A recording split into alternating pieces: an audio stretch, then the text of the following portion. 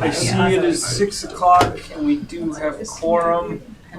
So I will Recording in progress. go ahead and call this meeting of the Addison Central School District Board to order at 6 o'clock or 6:01. Today the 30th, 2026. I think we start off with introductions. Jason, if we could start with you. Jason Chance. Robin Stadel, Mary Heather Noble. Laura Harthan, Ellen Whelan-Weist, James Clark. Steve Orzek. Jamie McCallum. Steve Cash. Wendy Baker. Taryn Burns, Barb Wilson. All right, if we could jump online to any board members. Ron Macklin.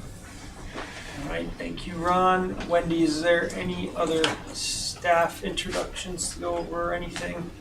It looks like Emily Blistine is online, so our Director of Communication and Engagement. All right, thank you. All right, next order of business is a motion to adopt the agenda. Is there a motion? So moved. All right, is there any discussion on this? All right. Vote on that then. All those in favor, say aye. Aye. All those opposed, say no. The agenda is adopted. All right. Next is our first public comment period. For folks that are in the room, if you would like to make a public comment, now is the time when you are welcome to. Please raise your hand. We'll start in the room, and then we'll go online if there's folks that are interested online in making public comment. Anyone in the room like to make a public comment at this point? All right. Is there anyone online that would like to make a comment? All right.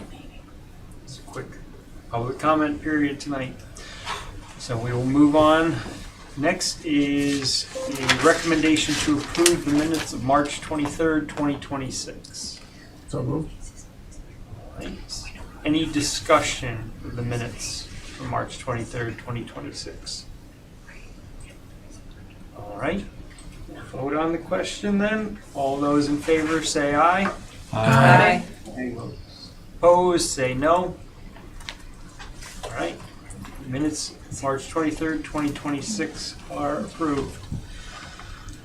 All right, the next agenda item is report of the board chair, and this is committee assignments and next steps. So between this meeting and our last meeting, the executive committee has not had a chance to meet yet. We usually would have met just before this meeting, but Wendy, myself, and Matt were just over in Bristol for a different meeting. So the executive committee is now going to meet tomorrow. And so once the executive committee has a chance to meet, I will be able to hopefully provide everyone with a spreadsheet that has those committee assignments on it. And that is about all of the update that I have. I won't guarantee that you'll see that spreadsheet tomorrow, but sometime between now and the end of the week, should be able to make that happen. Jason or Mary Heather, anything from the executive committee you would add to that? No, I think you got it. All right, Ellen. Just if my memory is correct, in the past when we've gotten the assignments in the room, usually we'll huddle as groups, like committees, to try to figure out when the first meeting starts. So just a request, I guess, of the executive committee, if you could just appoint someone to initiate the email among committee members just to schedule a first meeting, that would be great, since we're doing it virtually. And then we can hopefully start to meet and then elect chairs and stuff like that. All right. I'm not opposed to that. I see the others nodding heads. To be clear with everyone, if you get that email, we will not be appointing the chair of those committees. It could even be the first person named, but just Yeah. as long as someone's in charge of sending the email. We will be appointing or tasking, let's use that word, someone to send that first email, and then the committee can sort it out. So. Yeah. And that's exactly kind of what we did in the past. I would just say, could you so-and-so make sure that the first meeting got set up? And then you elect the chair at that meeting. Yep, correct. All right. That's all that I have on committee assignments and next steps, so we will move down to agenda item E, which is approving the bills. Jess and I reviewed the bills this morning. There were 3 warrants that we reviewed. One Adjournment Fund warrant dated March 27th, 2026 for $1,500. One payroll warrant dated March 20th, 2026 for $1,557,445.05. And one general fund warrant dated March 27th, 2026 for $1,335,626.26. We had several questions this morning, and Melissa was able to answer all of them. I move that we approve the bills as read. Second. All right. Is there any other discussion, bills? All right. We'll take a vote on the question. All those in favor of approving bills, please indicate by saying aye. Aye. Aye. All those opposed, please say nay. All right, bills are approved. So that brings us to agenda item F, and that is statement from board candidates interested in filling vacant Middlebury seats. So it is my understanding that at this point we have 3 interested candidates. Josh Shaw, Ann Mason, Anna Lee Hand. I see Lauren Ogden online. I believe I have in my inbox an email from Lauren that she is not interested in being a candidate. Jason, is that something? All right, I see you shaking your head. I'm looking to clarify that a bit. So I think the way we are going to handle this is we can turn the floor over to anyone who is interested in being a candidate for the vacancy. I think we can have some questions from board members. What I believe makes the most sense is for each candidate that's interested in filling the vacancy to take a turn at answering that same question. See, head nods, thumbs up. All right. So I Can we think, move Jess over to a panelist? oh, yes, definitely. Thanks, Ron.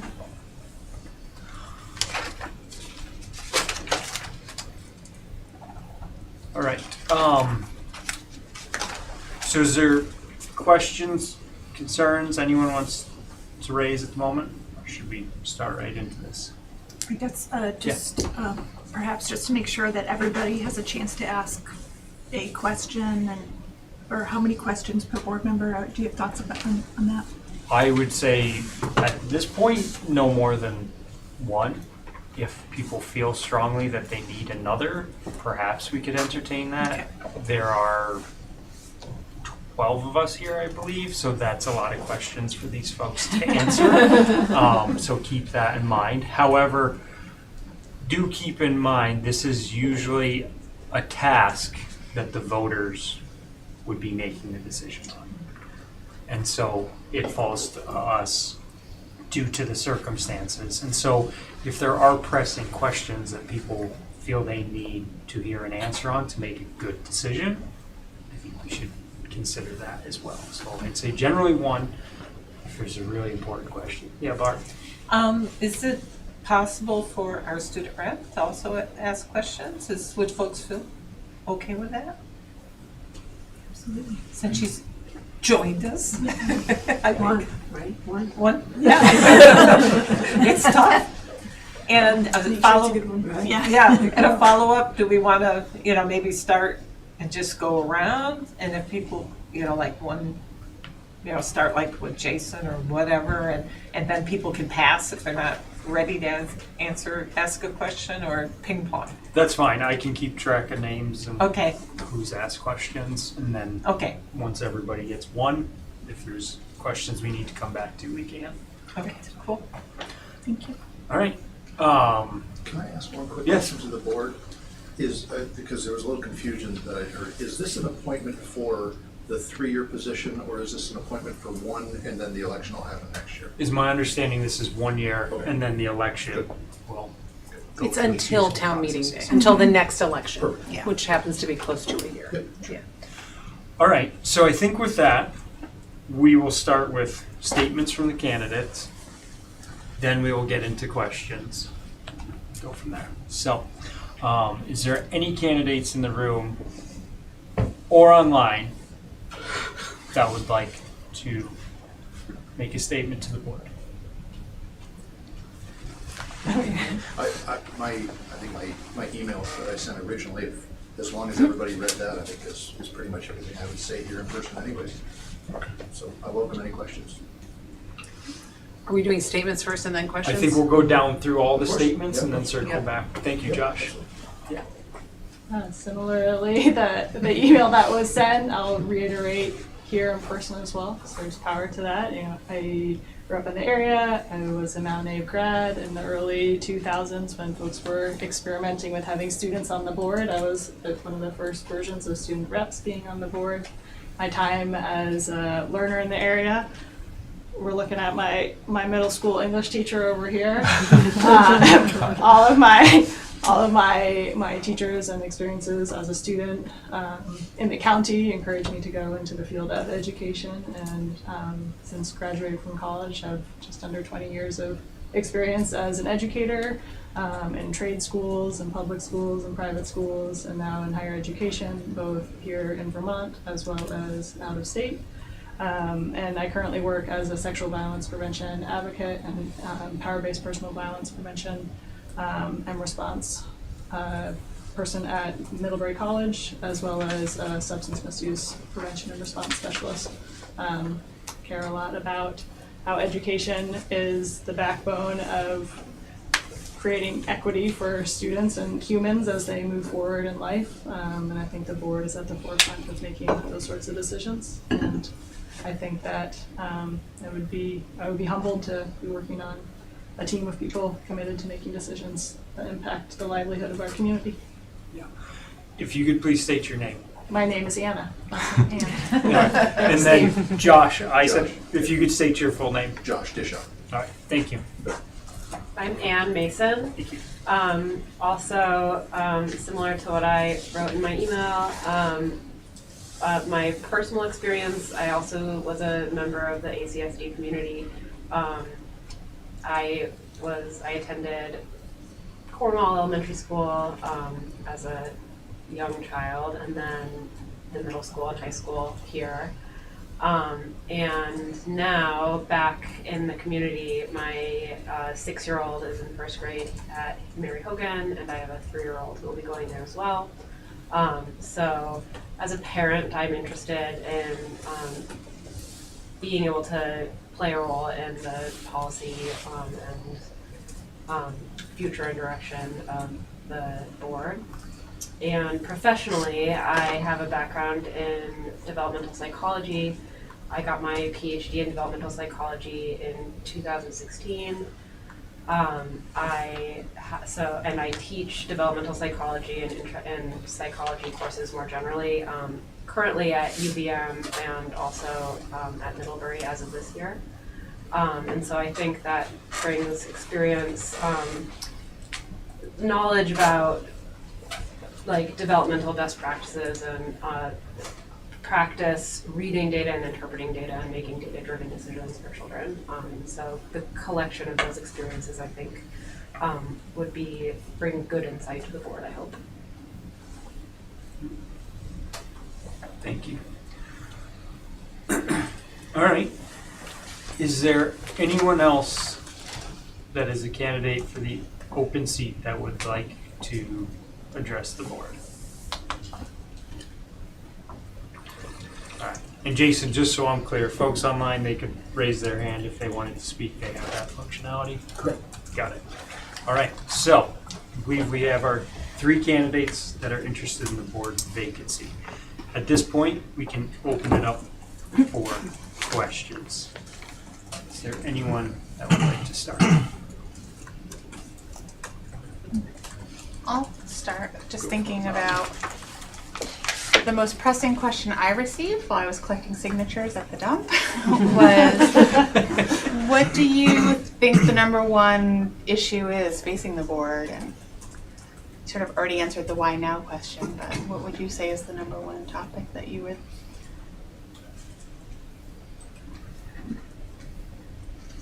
So, Any pressing, number Yeah, one pressing yeah. issue? We can start with any other candidates. Yeah, I'm happy to go. Yeah. Ian was also, yeah, I think Steve, you should just call in. All right, Josh, if you want to go first. Yeah, I mean, my experience thus far is elementary school. I can't speak for the middle and high schools, but I think the biggest thing that I've noticed really over the last couple of years has been staffing within the schools. It has improved, I believe, but for a while post-COVID, we were in a really tough spot. A lot of the one-on-ones couldn't necessarily be met. We're having trouble with substitutes, and the question becomes, how do we get those qualified bodies back into the school system? How do we make them want to? I think is really important, because when it comes to day-to-day education, like the system can generally on an average day run itself, but that's not the goal. The goal is how do we improve the education for the students? And I think it's access, allowing those opportunities for adults to be in the building, to have kids to ask questions, to bounce behavioral issues that happen throughout the day off of others. And yeah, if you do want to provide an answer to a question, please put your hand up. Just that way it helps. Everybody just look back at me. It's like, yeah, so something that I think is a pressing issue in education broadly and here as well is balancing. This is something I've been addressing in my teaching college students, but I think I see it being important at the elementary school and other levels as well, is balancing academic rigor, and supporting students. I took a bunch of classes, professional development classes last year on like equity-based education and inclusivity in teaching. And one of the things that I went into that wanting to address is like, how do I support students, and in terms of like the strategic plan, thinking about like belongingness and access, but also maintain rigor across the board, hold high standards. One of the things I came away from thinking about that a lot in the last year was that I actually think that I feel very strongly that supporting things like belongingness, equity, inclusivity can actually help with rigor goals, but I think it's so important to keep that in mind when making decisions, to make sure that like all the decisions that we're making are in service of like supporting students' academic success across the board. Yeah, I resonate with what my peers have said up here. I think some of the pressing things I'm thinking about is maintaining adequate class sizes. And from my experiences as a teacher, having a perfect amount of students in a class size really allows teachers to make the most meaningful connections with the students in the space. That to me is a huge issue. And adding to that, I'm just thinking about, from my background as a health and wellness educator, that belonging. We talk a lot about diversity, equity, inclusion, but that those things are there. But if someone doesn't feel like they belong, those things go out the window. So I think a lot about belonging and how that's literally contributing factor to someone's wellness. So I think a pressing issue facing the board is, how are we addressing student wellness across all the age levels in the classroom. Thank you.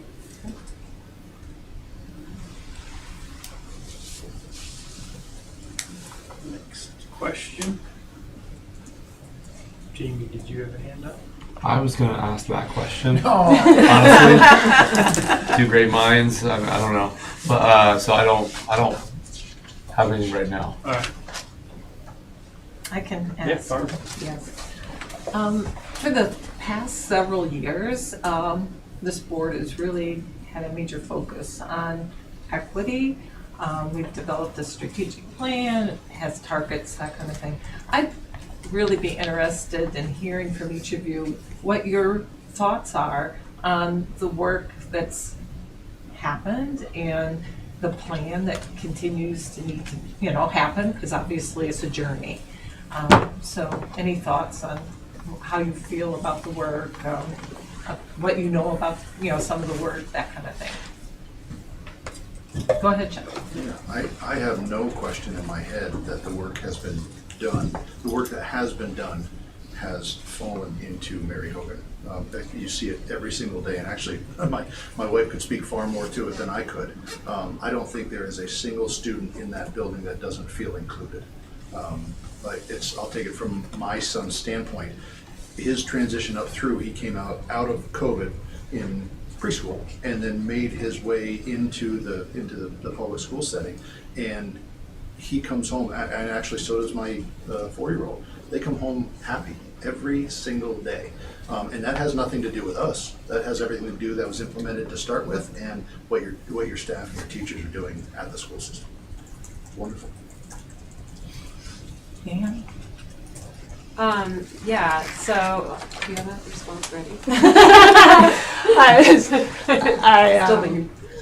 I'm still familiarizing myself with all the elements that have taken place already. I know that belonging, access, success is the major strategic plan, right? And from the meeting last week, you guys talked a lot about increasing the graduation rate, as well as with the math presentation, thinking about how are we improving success scores on the math front.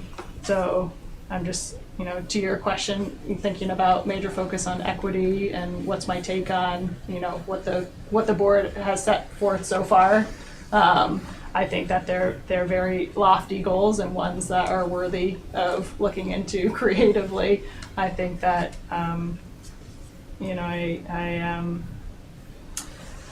we can set goals that have multiple access points, and at the end of the day, when we reach our term of another strategic plan, we use that as data moving forward to make the next plan to help students. I think equity comes in so many shapes and sizes. That's the definition of it, right? It's not about equality, everyone getting the same thing, but it's equity. How can we give what people actually need to succeed? And that, as speaking as an educator, is some of the hardest things to do. You're being thrown out the idea of universal design in a classroom, and you're one human trying to design something for many different human bodies in a space. And so I think we have a lot of work cut out for us, but necessary work if we're thinking about the health and well-being of students. Yeah. Yeah, I was also thinking about this in terms of the math presentation that we saw last week, since that's the most concrete, detailed data that I've seen about the work that's actively being done. And one of the things that I remember standing out with for me as maybe a really challenging problem to keep working on is they talked about the potentially competing or challenging goals of both raising the rate, the rate that students are meeting standards, but also reducing the gap between the highest and lowest achieving. That seems like a really challenging equity problem to make sure that when we're raising up the standards and the rigor of students' academic success, that we're not doing it at the expense of the children who are struggling the most to begin with. I also do see a lot of examples just from my kid when she comes home. Lately she's talking about the power of yet, which is funny because that I know exactly where that research comes from, and it's been really interesting to see her come home with those strategies and tools for working through challenges. And so I do love to see the work that's been done already.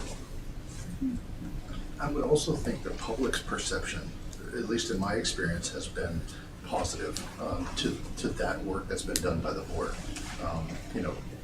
There were some things that needed to be accomplished at the middle school a few years back, and we really don't hear much of that discussion anymore. I think that's because improvements have been made. Well, thank you guys. Appreciate that. All right, board members? Question?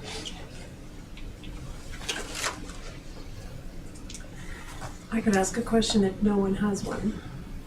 I'll go ahead and ask. Go for it, Steve. And when you respond, if you could put your hand up, just it helps to kind of sort out. And you don't have to raise your hand right off. Raise it once you've had some time to digest the question. So. One of the more difficult issues that this board has faced over the last 5 years or so is the pressure of consolidation and difficulty that it has created in surrounding communities, across the school district. And what we're seeing coming out of the state is going to apparently apply more pressure for consolidation. What do you think would be the best strategy for us to move forward, or is consolidation even a good idea? I'll take that one first. Oh, sorry. No, go ahead. Go for I it. haven't gone first yet, so I feel like I should. Yeah, I think about this issue a lot. I went to a small school, and now my children are in the big school, and I've talked. This is one issue that I feel like because my parents have been in the community the entire time in Cornwall, and my in-laws that lived in Weybridge, in all the time that I was not living in the county. It's probably the issue that I have heard the most about as someone who wasn't even living in Addison County. And so it definitely resonates with me as a really challenging issue, and I recognize the challenges from both sides. I see on the one hand the real economic pressures that are affecting everyone so much, like the stress that's being put on school budgets and the stress that's being put on individual members of the community paying taxes into the system and feeling really sensitive to those pressures. I also really resonate with the power of the community of small schools. One thing that I think,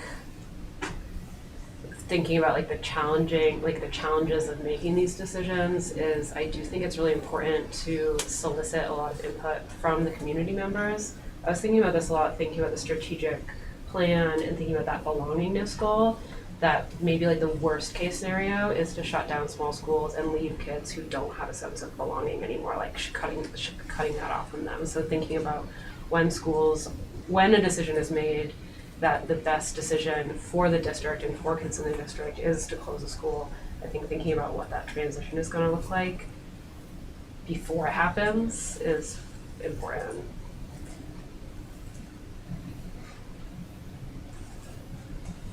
Josh. I think simply put, Steve, to answer your question, I don't know the answer to that yet, because I don't feel like I'm informed enough to be able to make that decision. I don't think the state is necessarily clear yet as to what its expectations are. And from my line of work, it's very analytical. That everything initially has to come down to this cost benefit, and that benefit isn't necessarily financial benefit. It is that inclusion for everybody. Until we have some sort of expected direction, I don't know as though we can prepare, we can plan, but until we know exactly what that information looks like, I don't want to create something that ultimately has to change just when we were prepared for something else.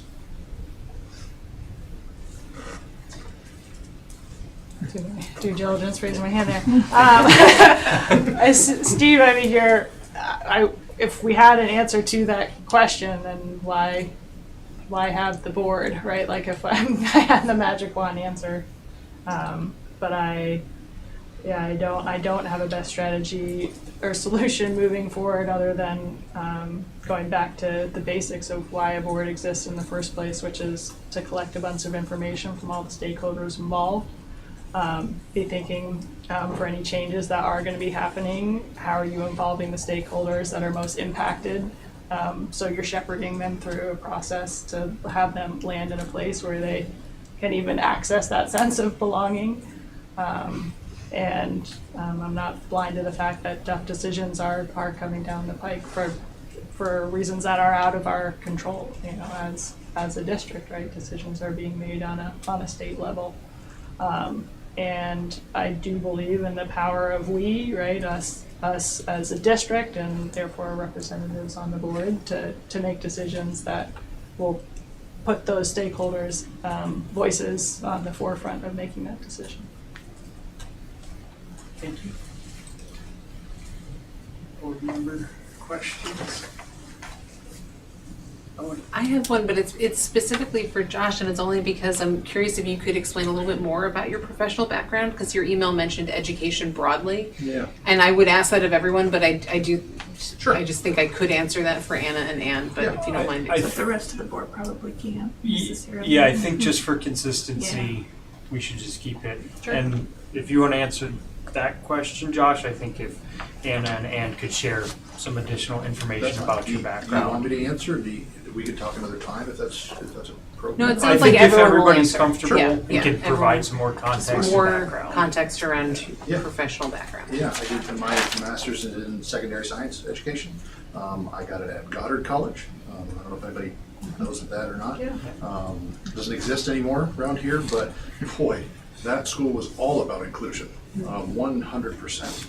I had the opportunity, that was in 2010, and that was right about the time we started laying off teachers. So that's not the direction I headed, but I was able to take my background, which was emergency services for 25 years or so, and finally apply my education to something I could provide for my family. So my education background now is in mostly, almost exclusively in a hospital setting. So every level of healthcare provider, they have renewal certifications that are due, CPR, advanced cardiovascular life support, pediatric advanced life support, telemetry monitoring. I run mock cardiac arrests within different hospitals throughout New England. That's probably about 90% of what I do. The other 10 is the community-based portion of education. Just opening up access for people to gain their, basic things, CPR, first aid, stop the bleed certifications, things like that. That historically, everybody comes to me and says, God, it's so hard to find something like this. And it's not. It's what I do for a living. It's not that hard to find. It's just, there's so much information out there that it's hard for people to get to. Thank you. Yep. Professional background. My education is as secondary education in mathematics, minor in health. I have a graduate degree, Master's of Education in Interdisciplinary Studies with a concentration in trauma-informed and equity-informed practices. I have additional certificates that I've got, professional certificates that I've gotten over the years in sexual health education, community mental health and substance use, recovery coach training, also in relation to substance use. And I've, like I said, worked for years in both public and private high schools, both locally in Vermont and out of state, and currently work as a health educator at Middlebury College. Thank you. Hi, so after getting my PhD in 2016, from 2016 until now, I've worked with college student populations. So I've been a professor for 8 years. I was a professor at Southern New Hampshire University, which is an undergraduate focused, teaching focused position. So I've always been in a teaching focused position. Now I'm a lecturer at UVM, so I'm also 100% teaching, 100% undergraduates. And I am adjuncting at Middlebury College now as well. So my education experience is exclusively with young adults. Thank you. Thank you. Jamie. Did any of you guys consider running for the board when the election was happening? You all seemed great, and you all knew there was a seat open. So I'm just curious, like, did a month and a half ago or whatever, did you think about this or? Okay. Anna, go for it. Sure, I did not know there was a seat open. Oh, no. Okay. I realized the seat was open when I went on town meeting night, or election night, and saw, oh, no, write-in only. Okay. And that's when I became aware of oh, it doesn't seem like anyone has run. Okay. And then learned more that, what do you do in situations like that, which is try to, pull people together to express interest. Right. Yeah. Okay. Yeah. Yeah. I also was unaware that there was no one running. Like, I knew that I think I was maybe vaguely aware that there was. Okay. But I didn't realize that no one had put their name in until the election happened. I have vaguely considered school board in a long time in a maybe I'll do that someday kind of way. I have young kids, so it's never been something that I have actively thought I will seek this out right now. And it wasn't until a friend, my neighbor, mentioned that she thought I should consider it that I started seriously considering it. So it did take someone, but it is something I've thought about for a long time. I thought for a long time that if I wanted to be involved in local government, that school board is that I should be involved in local government because it's important, and that school board is what I would do. So. Cool. Josh? I did not consider it. I knew there was an open vacancy, but simply, my whole life has been about public service.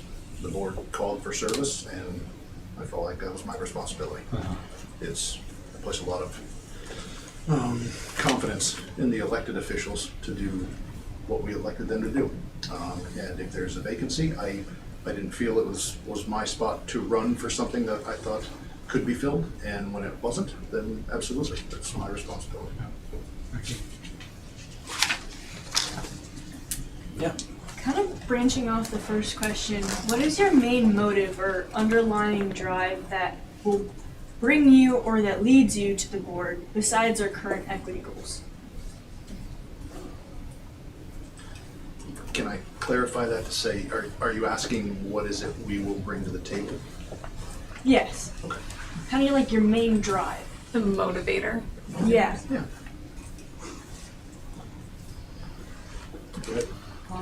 I'll take that.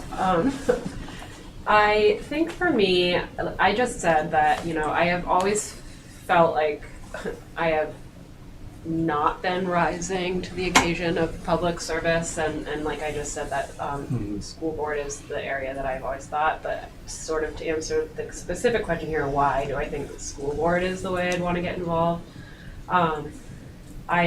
I'm interested in the success of the schools for the professional and personal reasons I mentioned earlier. In particular, I think my strengths lie in looking at data, talking about policy, thinking about big picture strategy. I have thought for years, felt guilt for years since my kid has been involved in this school that I'm not more active in the PTA. And actually when my neighbor said maybe you should run for school board, I thought, why am I considering this, which is a much bigger time commitment when I'm not in the PTA? And when I thought about it that way, it actually, I think, clarified what are my motivations, because for me, I know the PTA does a lot of event planning and fundraising, which I have been involved on boards where that is the function, and I know from past experience that those are not my strengths. But I've also, in my professional life, been involved on things that are about looking at data, thinking about policy, thinking about big picture strategy, and I do know I like that kind of work. And so that was sort of my motivation, that even though it's a bigger time commitment than other ways I might get involved in the school, it's a time commitment that I know resonates with me and utilizes skills that I feel like I have. I happen to know somebody that would love to talk to you about Mason.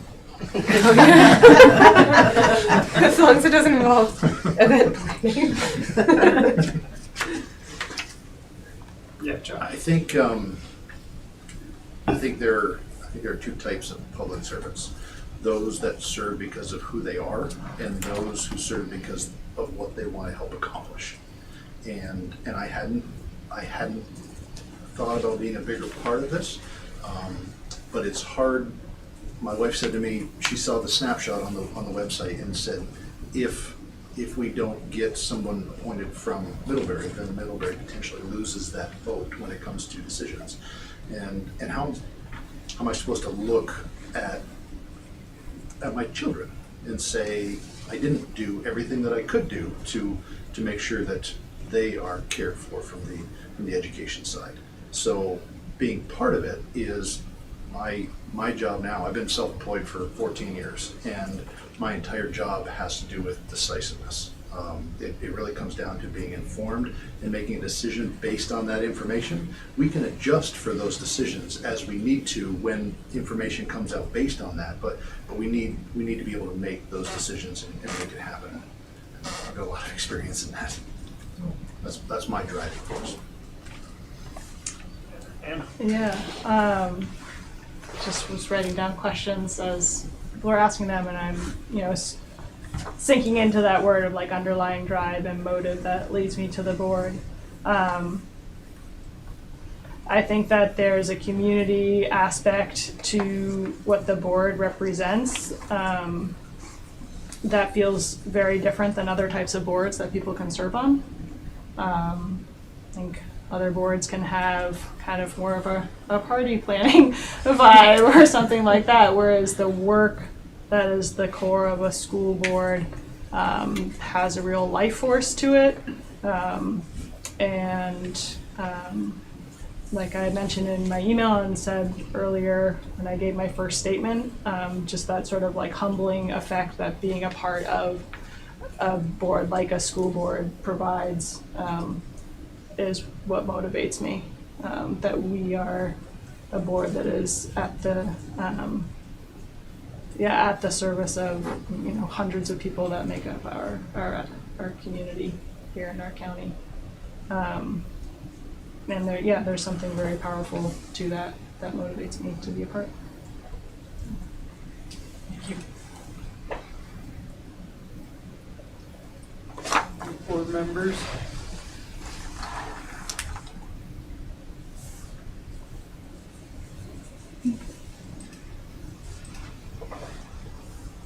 Anybody online?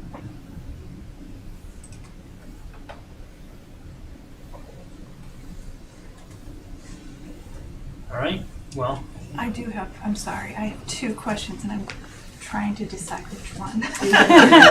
all right, well, you're going to need to decide quickly, it appears. I'll ask you about just one of the other challenging things that we're facing. I mean, obviously, this past year has been a challenge for our board with a lot of pressures, external pressures, and the one that we're kind of looking at as we move into this next fiscal year is wrapping up our 5-year facilities planning, capital improvement planning effort, which is a big challenge for several reasons. One, because it just comes with an enormous price tag, and our facilities have a lot of need, and we have a lot of facilities, and so trying to wrap our brains around how do we prioritize and how do we tackle this in a way that is and come up with a plan and perhaps a bond request that is something that's palatable for our stakeholders, given that there's already been lots of other things added to our tax bills. So I'm just curious, it's more of an open-ended, like, how are you feeling about this big task in front of us, and what are your thoughts about creative solutions, or just what's on your mind as we're tackling this big one? Yeah, Josh. It's pretty multifaceted, but I don't necessarily look at it that way. Given my background, I look almost exclusively first at safety. And if we're going to spend money, I want to make sure that the children, above anything else, are safe first, and then we will deal with the rest of it. So what we add into that, I think, is a board and town discussion. As far as other options, what is the public looking for? We need that drive before we can make decisions on how we're going to allocate money.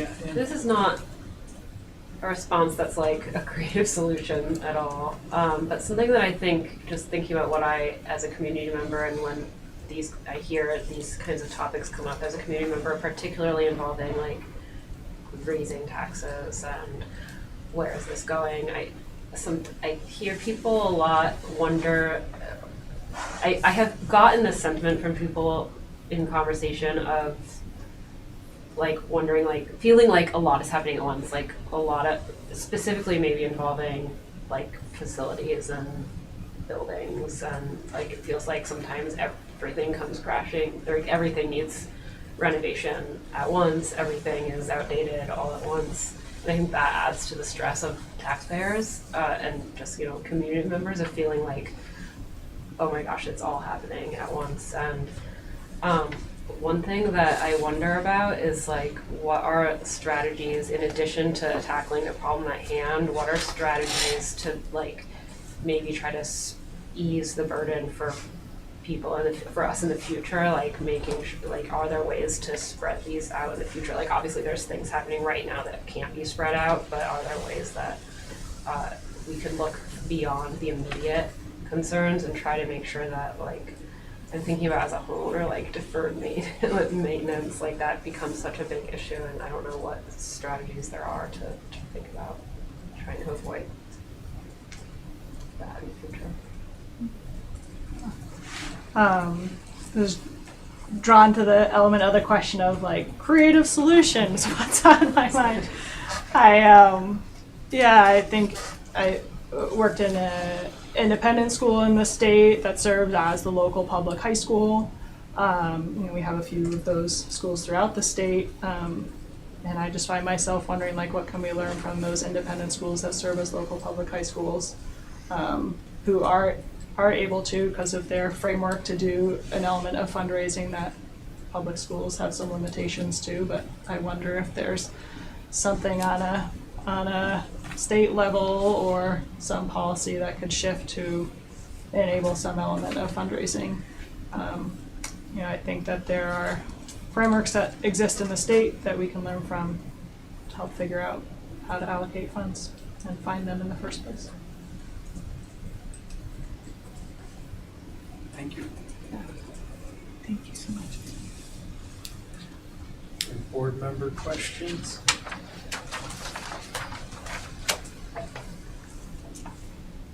All right. Roll here. You want to ask your other one? I mean, the other one was basically what questions you have. But I think we'll stick with one for now. If the group wants to revisit that one, I think we can. Dr. Baker indicated that she had a question, and I didn't. Mary Heather asked it. Thank you, those two. She was informing me that it got asked. Yeah. All right. So far I count 7 questions have been asked. There's 13 of us around the table. I think this is kind of final call for questions if folks have additional ones. All right. Not seeing any more questions. I do want to appreciate the 3 of you answering questions in front of all of us. As Robin said, the questions that you will get when you're getting signatures at the town dump can sometimes be challenging. These are some challenging questions to answer as well, and so I just want to acknowledge that you all have sat here and answered those questions for us, so thank you. All right. So Barb, we had talked a bit before about the conversation of appointing a board member. Do you think we should have that conversation now? It's up, if you could do it now or after. I mean, why don't you tell people what we talked Yeah. about? So we have a decision to make as far as deciding on who is going to fill the vacancy. There was some thought that it could be done by ballot. We are not allowed to do things by ballot because it needs to be in the public. So that could be a way if there's 3 candidates for us to make a decision. So we can't do ballot. From there, I think we need to decide if we do just a majority, whichever candidate gets the majority of votes? Or do we want to do some amount of ranked choice voting? Jason has a spreadsheet that he put together, and so we need to figure out as a group how we are going to make this decision. We're not going to make the decision quite yet, but we do need to figure out how we're going to do it. So I think I'll open the floor for discussion, and we need to figure this out. Jason, I don't know if you want to put your spreadsheet up, if you can show that, or if you want to. We can. Basically, it just assigns a point value for your first choice, second choice, and third choice. And then totals up the point value for each candidate, and that's it. And then we can use that to inform the decision or not. So I have a question. How would that work if we're doing more of a roll call situation? That would work, a paper, like if it was a ballot. Well, when you do roll call, you could list the candidates first, In second, order. third choice. Rank order, Yeah. I do want In to rank order. acknowledge Ellen's hand. Ellen. Oh, I was just wondering if we could do maybe a simplified ranked choice process where everyone votes for 2 people, and then between those 2 people, everyone votes for 1. So you're sort of moving from 3 to 2 and then 2 to 1. I kind of like that. So simplified ranked choice is what you said. The first vote we would cast would have 2 people on it. Yeah, your top 2 candidates to sort of move on to discussion, another whatever it looks like, and then from there's a vote on your top candidate. You can only vote once. Regardless of any majorities in that first vote. Yeah. Right, There would be a right. second vote. You would get to select one candidate in the next vote. Steve. Let me, for clarity, in that first round, Ellen, you're saying that you would vote for 2 people that would have equal weight. Yeah, It wouldn't so- be a rank. So if it's Jamie, Steve, and James are running, and then everyone goes around and says, all right, my 2 top candidates are Steve and Jamie. It's not which one is higher than the other, it's just those are my 2. Okay. And then depending on how many votes everyone gets, you've got 2 people who advance to another round of voting, and then you're just voting on your top person.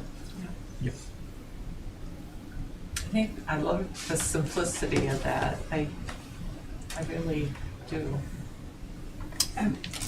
Yeah, Mary Heather. I'm thinking about the minutes. And that might be the easier way to do it than the ranked choice. Still use a spreadsheet. Yeah. Absolutely. I mean, I love good spreadsheets.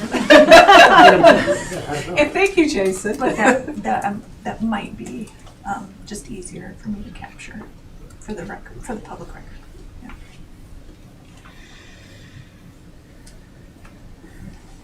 All right. Is there more conversation on this, folks? We can have a vote on it.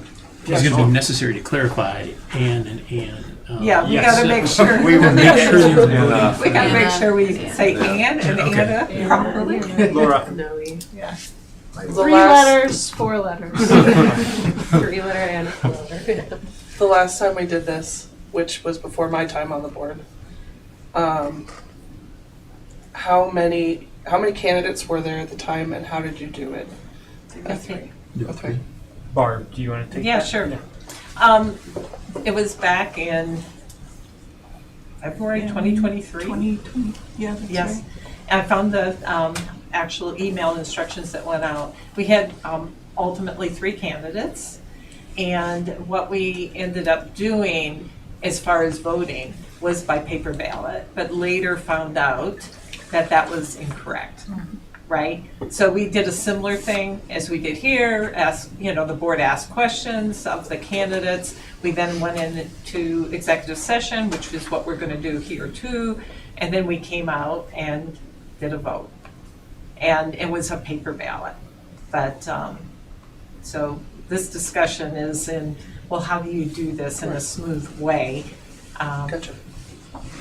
Yeah, and I think, I'm just remembering, I think the way the minutes captured it was just the total count of Yeah. votes that everyone Yep. had. It wasn't roll call, and that's Yeah. what's improper about it. So- Yeah. Yep, you're absolutely right. We wrote them down on a piece of paper. Am I correct in saying no minutes are captured for executive session? That's correct. So then, does it matter? We would vote in open session Oh. after Yeah. deliberation. Gotcha. Yeah. All right, so do folks feel like we have agreement on this? Is there more discussion? Do we want to take a vote on this? I would make a motion that we adopt Ellen's simplified rank choice voting, where we would vote for 2 candidates and then come back and vote for 1 candidate. So I really like that approach. Are you making that motion? Yes, I am. Okay. Sorry. I'll second it. That's what I started to write. Thank you. Thank you.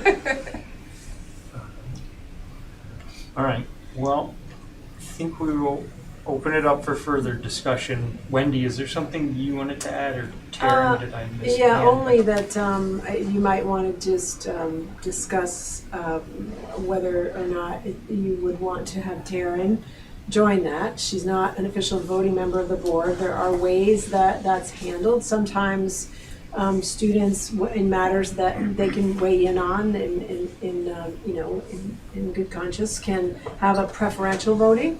For example, Taryn could have her say, right, and then she could move along and do her homework. Or, students could be, invited into the entire deliberations, right?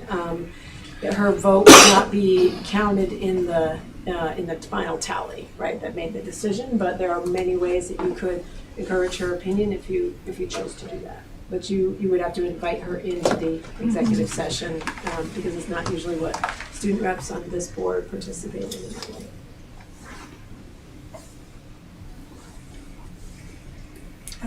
Yeah, Jason. I guess I'd ask Taryn if she's comfortable Yeah.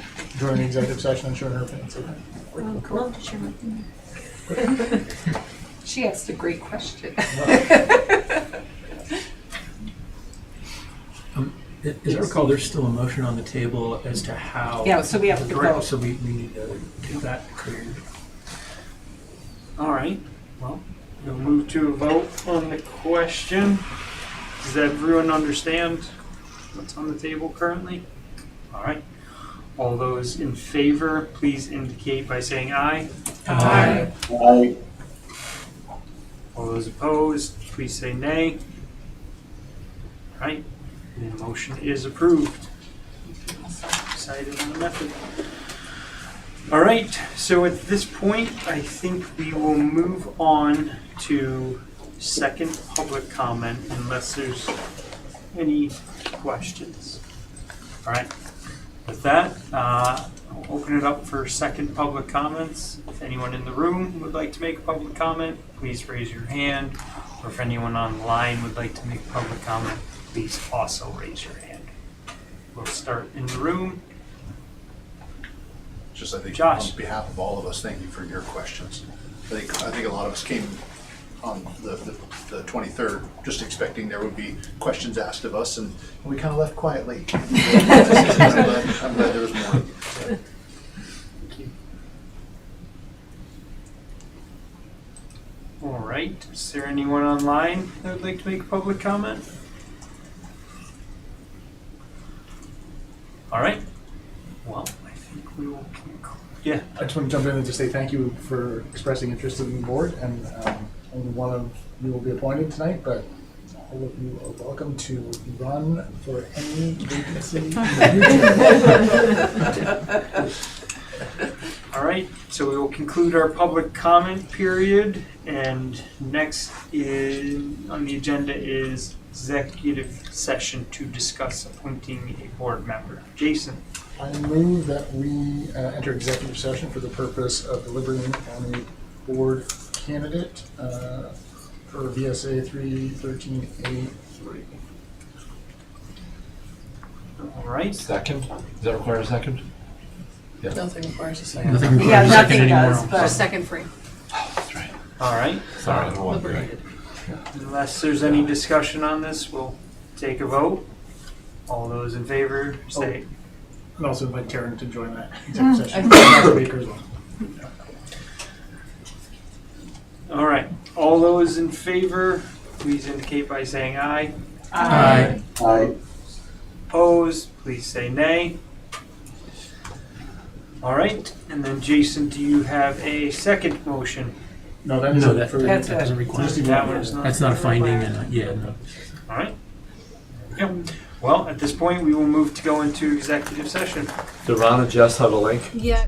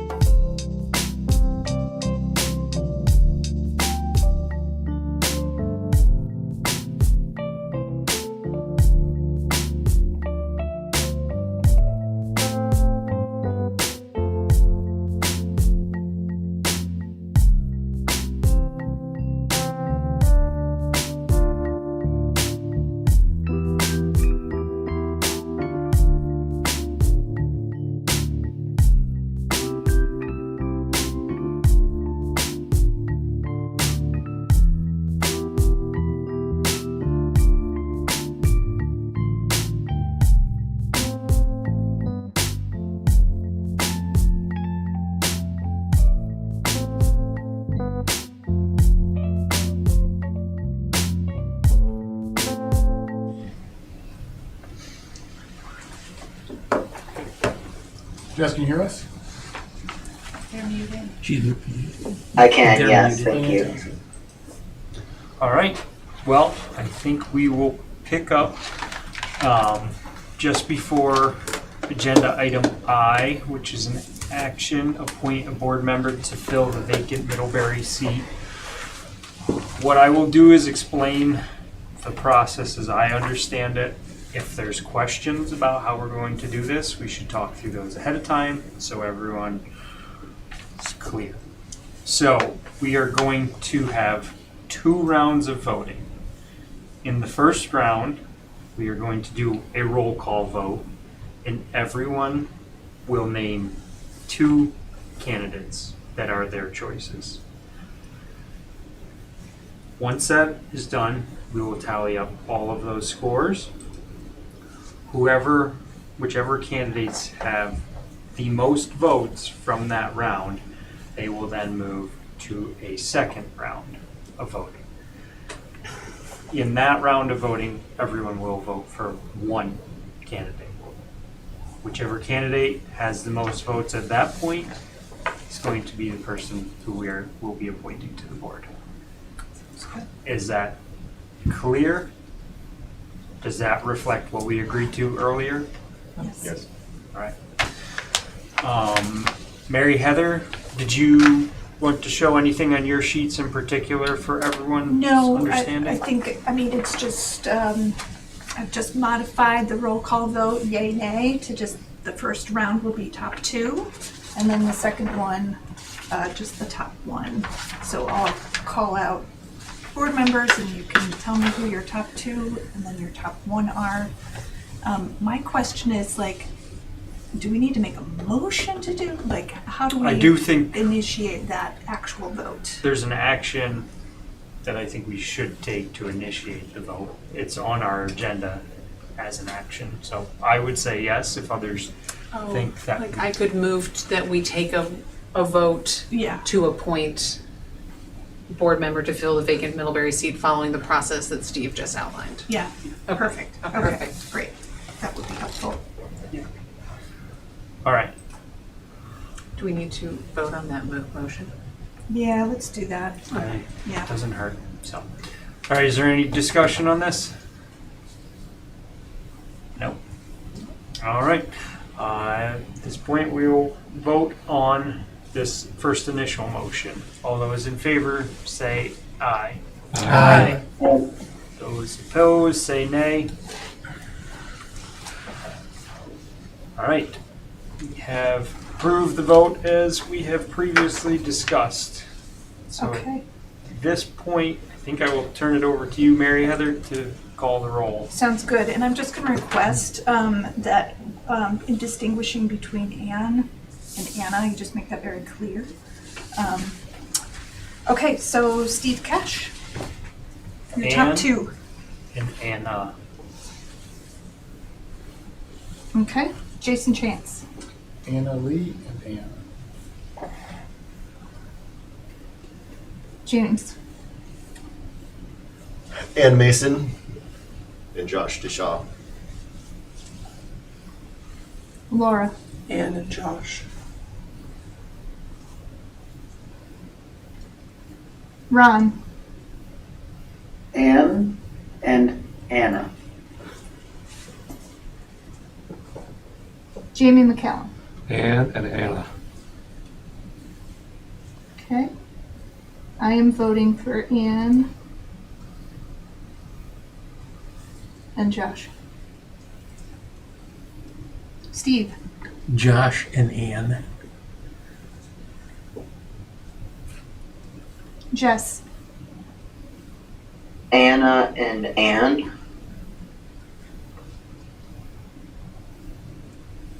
Ellen. Anne and Anna. Barb. Anne and Anna. And Robin. Anne and Anna.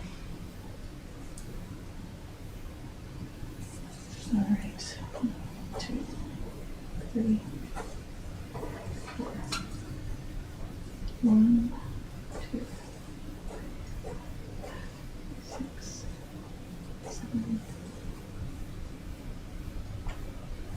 8.